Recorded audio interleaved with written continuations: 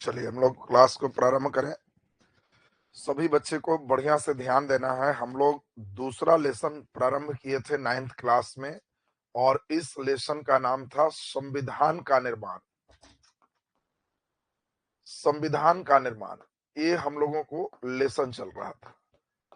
बहुत इंपॉर्टेंट हम लोग यहाँ पर सीखे थे पिछले क्लास में संविधान क्या होता है।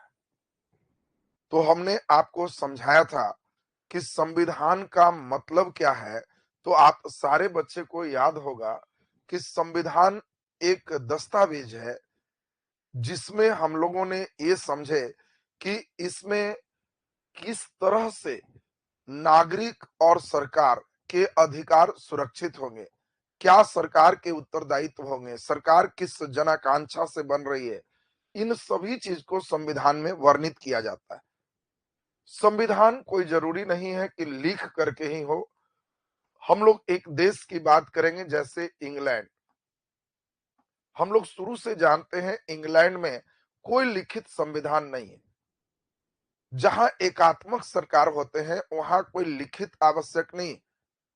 संघात्मक का मतलब जहां केंद्र और राज्य दोनों होते हैं वहां लिखना एकदम आवश्यक होता है। स्वतंत्र न्यायपालिका आवश्यक होता है। तो अधिकांश देशों में लिखित संविधान है, कुछ देशों में लिखित नहीं भी है। तो ये कभी नहीं कह सकते कि बिना लिखित संविधान के ही लोकतंत्र संभव नहीं है। ऐसा कभी भी स्टेटमेंट है तो गलत स्टेटमेंट। आपको जान के क्वेश्चन दे देगा कि बिना लिखित संविधान के जो है लोकतंत्र संभव नहीं, तो ये गलत है। जहां जिस देश में एकात्मक व्यवस्था वाले लोकतंत्र होंगे वहां लिखित संविधान नहीं हो सकते।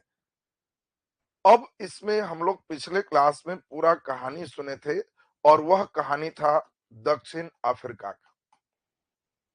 हम लोगों ने देखा था कि दक्षिण अफ्रीका में अगर 4 भाग में बांटे तो 3 भाग एक काले लोग थे जिनको अश्वेत कहते थे और एक भाग में श्वेत, और इसी श्वेत अश्वेत के मिलने से रंगीन चमड़ी वाले लोग और इसी में भारतीय लोग, ये लोग बहुसंख्यक थे। परंतु राज करने वाले हम लोग देखे कि जो अंग्रेज थे बहुत कम संख्या में होने के बाद भी इन पर बहुत अत्याचार किए, बहुत शोषण किए। एक व्यक्ति का नाम हम विशेष लिए थे नेल्सन मंडेला। दक्षिण अफ्रीका में नेल्सन मंडेला एक ऐसे चेहरे हैं जो इस रंग भेद की नीति के विरोध के कारण 1964 में जेल में डाल दिए गए। 26 साल तक जेल में रहे, 1990 में आजाद हुए। अब ये यहाँ पे बहुत अच्छा एक प्रश्न है कि सर कितने साल में आजाद हुए। तो हमने आपको बताया था 26, लेकिन एनसीईआरटी में आप देखेंगे तो एनसीईआरटी में लिखा है 28 वर्षों के बाद नेल्सन मंडेला 90 में आजाद किए गए। तो यहाँ पे हम लोग इस टर्म को भी बढ़िया से बारीकी से समझ लेंगे। 64 में नेल्सन मंडेला को आजीवन कारावास की सजा हुई।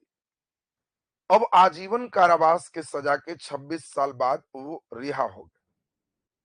लेकिन अगर नेल्सन मंडेला के कैद की बात होगी कि कब कैद किए गए, तो आपको ध्यान रखना है 1962 में ही कैद हो गए थे। कैद के बाद वहीं मुकदमा चला। 64 में आजीवन कारावास है तो बिल्कुल सही 26 है। आजीवन कारावास के कितने साल के बाद छूटे, तो 26। अब कितने साल कैद में रहने के बाद रिहा हुए, तो आंसर एनसीईआरटी वाला 28, ये भी सही आंसर है। तो ये पिछले क्लास में हम लोग पूरे इनका सुन चुके थे। आपने ये भी देखा कि नेल्सन मंडेला जब संविधान बनाने की बारी आई 26 अप्रैल 1994, ये डेट बहुत इंपॉर्टेंट था और आपको पिछले क्लास में भी कहे थे कि इसको एकदम रट जाओ। इसी दिन दक्षिण अफ्रीका गणतंत्र बना और नेल्सन मंडेला यहाँ पहले अश्वेत राष्ट्रपति बने। पहले अश्वेत राष्ट्रपति बने और जिस समय संविधान लिखने की बारी आई तो आप सभी बच्चे को याद होगा कि संविधान लिखने में इन लोगों ने सबसे इंपॉर्टेंट काम किया कि हम सबको लेके चलेंगे। इन्होंने जितना सताया है उसको भूल जाएंगे। कोई रिएक्शनेबल सिस्टम नहीं लाएंगे। ऐसा कुछ नहीं करेंगे जिसमें लगे कि हम प्रतिक्रिया कर रहे हैं, हमारा भेदभाव है। उन्होंने भेदभाव किया, इसी कारण हमारी सरकार बनी। हम कोई भेदभाव नहीं करें। और विश्व को एक ऐसा संदेश दिया, एक ऐसा संविधान दिया जो बाकी के लिए भी अनुकरणीय रहा। ये पिछले क्लास में हम लोग पूरा सुन चुके थे। आज का क्लास बहुत इंपॉर्टेंट है। भारत के संदर्भ में हम लोग को इस लेसन में पढ़ना है। भारत के संविधान का निर्माण। तो देखो, भारत के संविधान का निर्माण अगर हम प्रक्रिया चले तो आपका सीधे सीधे संविधान सभा से बात करता है। एनसीईआरटी पढ़ेंगे तो सीधे संविधान सभा की बात होगी। लेकिन अब दो चीज है, अगर चाहते हो संविधान एकदम जीरो से चलना, तब तो हम लोग 1600 ईस्वी से ही चले, नहीं तो सीधे सीधे हम लोग 1946 से सीधा सीधा सिस्टम लाएंगे और सीधा चले। क्या किया जाए, जीरो 1600 से ही चले कि 46 से चले? इससे चलेंगे तो 2 दिन में खत्म, यहां से चलेंगे तो 1 दिन बढ़ जाएगा, फिर हम लोग को सफर तय करना पड़ेगा। तो संवैधानिक विकास की बात हम लोग को सीखना है, तो आप लोग जल्दी बता दो कहां से शुरू करें? जीरो से ही, 1600 से ही चले। चलो अच्छी बात है, आपकी जो मर्जी वहीं से करेंगे, कोई बात नहीं, जीरो से ही चले, वेरी गुड। चलो कोई बात नहीं, हम लोग 1600 से ही लगभग बच्चे हैं, इसमें 1600 से ही चलिए। एक दो बच्चे 1946 भी है, लेकिन ज्यादातर बच्चे 1600 है। चलो 1600 से ही चलते हैं। चलो हो गया, हमने फीडबैक आपका देख लिया। अब इसमें देखिए, बहुत ही जीरो से शुरू करें।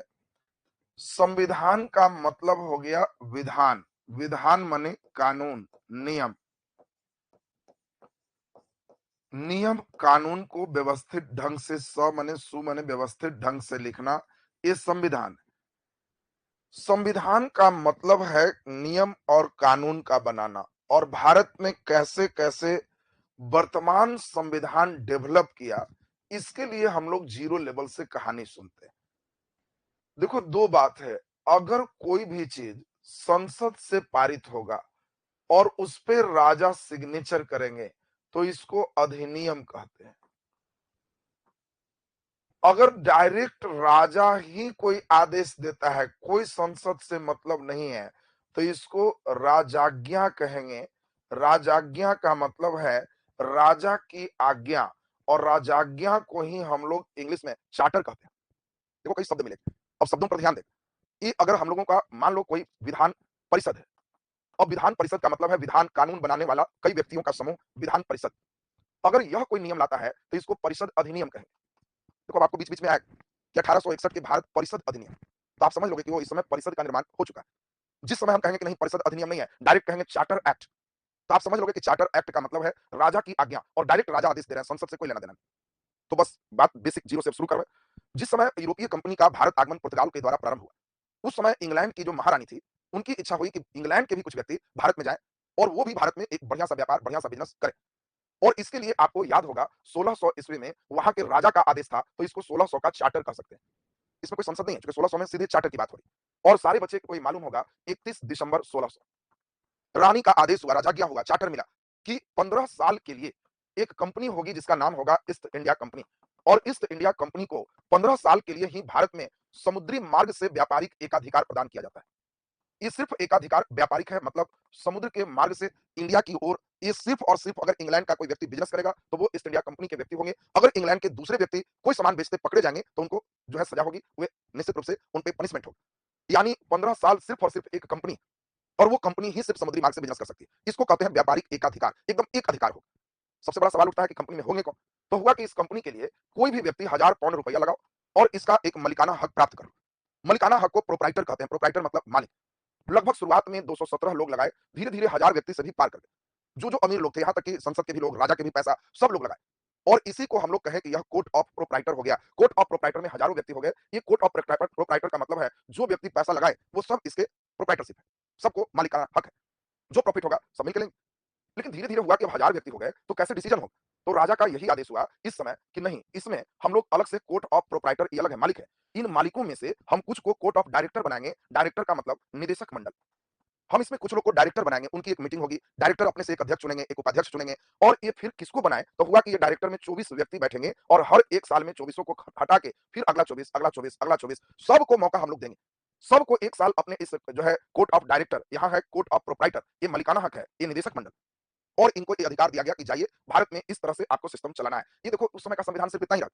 इस संविधान से हमने देखा कि क्या है, एक चार्टर आया, राजा का आदेश है, 15 साल के लिए व्यापारी के अधिकार है, जो भी 1000 पाउंड लगा रहे हैं, वो कोर्ट ऑफ प्रोप्राइटरशिप मालिकाना हक में उड़ा रहे हैं, इसी में से कोर्ट ऑफ डायरेक्टर निदेशक मंडल बन रहा है। ये 24 कोर्ट ऑफ डायरेक्टर में है, 1 साल के लिए चुना गया, 1600 के बाद अब 1608 से उनका आगमन शुरू हो गया। आने लगे, सब चीज बिजनेस चल रहा है, सब चीज सही है, कहीं कोई ज्यादा दिक्कत नहीं। धीरे-धीरे अब आपको देखना है कि अंग्रेजों का क्षेत्र बढ़ गया। अब धीरे-धीरे उनको बंबई भी मिल गया, धीरे-धीरे उनको कलकत्ता में भी रहना था और धीरे-धीरे मद्रास में भी रहना था। 3 सिस्टम हो गए। अब जब 3 सिस्टम हो गया, तो इन्होंने कहा कि ये तीनों जगह अब कितना हम बैठ के डायरेक्टर कानून बनाते रहे, हम लोग इंडिया की स्थिति देख नहीं पा रहे हैं। तो नया एक आदेश दिया गया कि इसमें 1726 का ये नया एक चार्टर आया जिसको राजाज्ञा कह सकते हो। इसमें कहा गया कि यदि ये कोलकाता है, ये आप जो देख रहे हो ये मद्रास है, ये जो देख रहे हो ये मुंबई है। इसमें कहा गया कि तीनों जगह के अलग-अलग गवर्नर भेजे जाएँगे।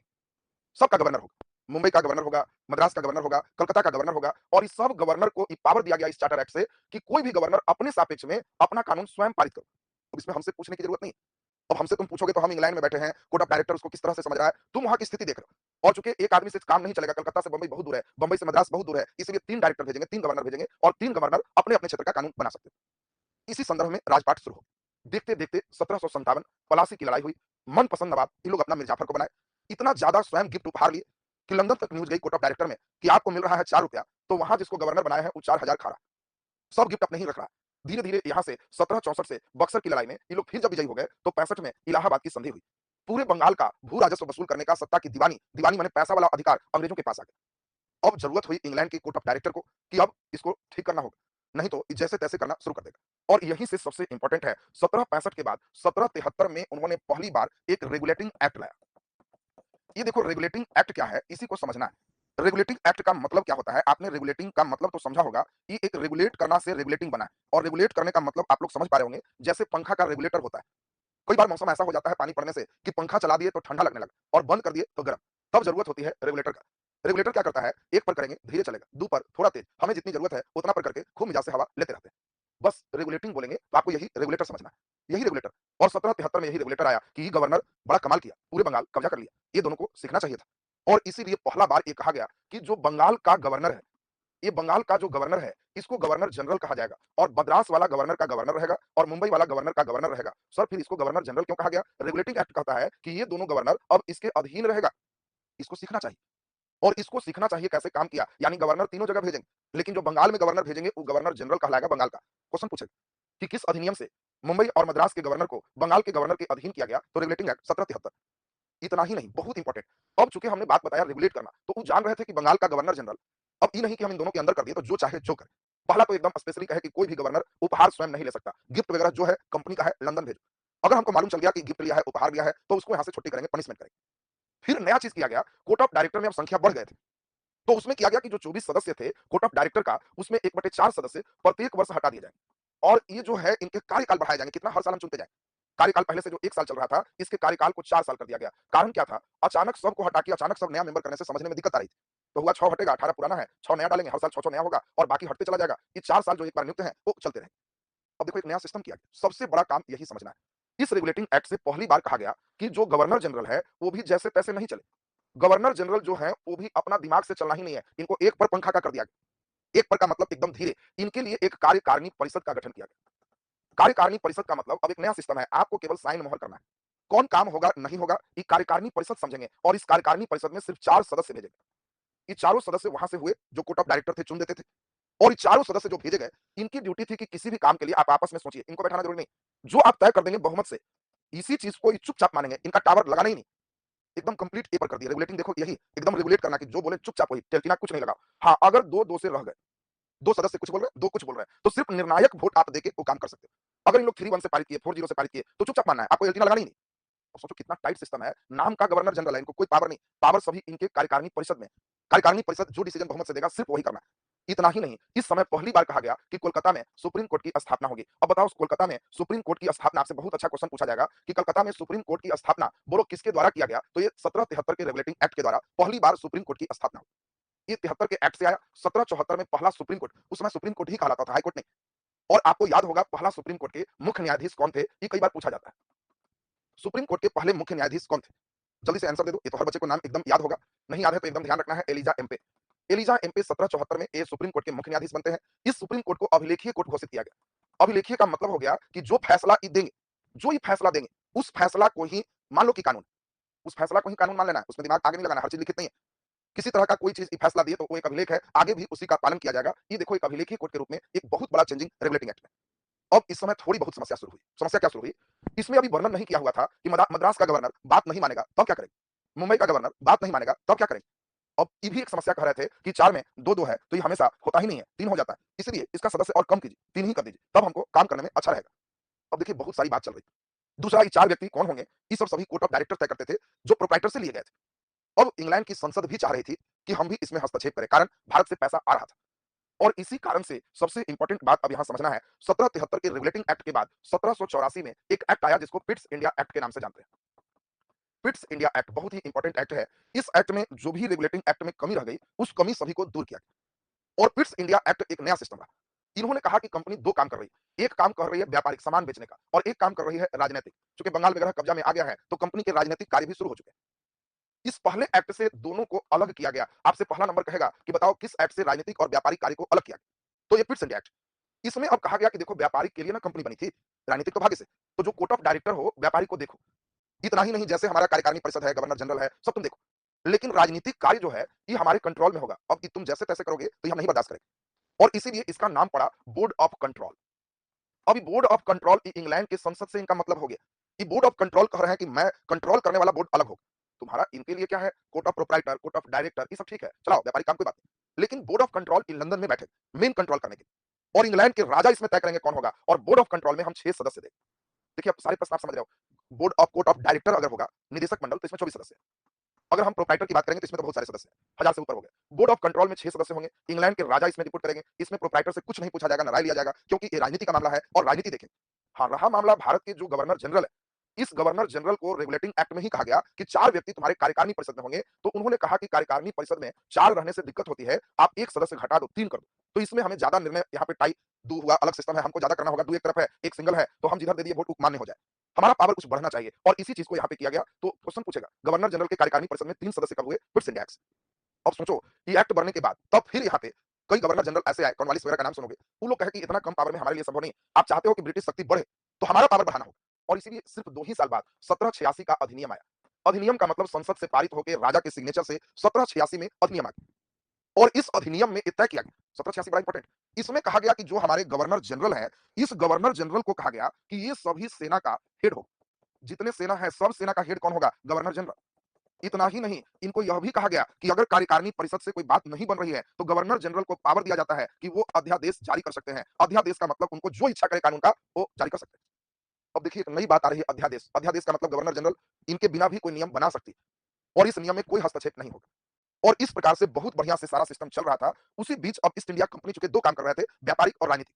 दोनों को अलग डिवाइड करके राजनीतिक का कंट्रोल संसद ने रखा है और व्यापारिक इनको दिया हुआ है। अब कितना चूंकि इनको तो शुरुआत में 15 वर्ष के लिए ही एक अधिकार मिला। अब पुनः राजा अब यहाँ पे कह रहा है कि हर 20 साल पर हम अब आदेश देंगे। ये राजा का आदेश है, तो इसको चार्टर कहा गया। हर 20 ईयर पर चार्टर आएगा। पहला चार्टर आपसे पूछा जाएगा 1793, 20 साल जोड़ दोगे 1813, 20 साल जोड़ दोगे 1833, 20 साल जोड़ दोगे 1853। इतने चार्टर एक्ट हैं, राजा का आदेश है।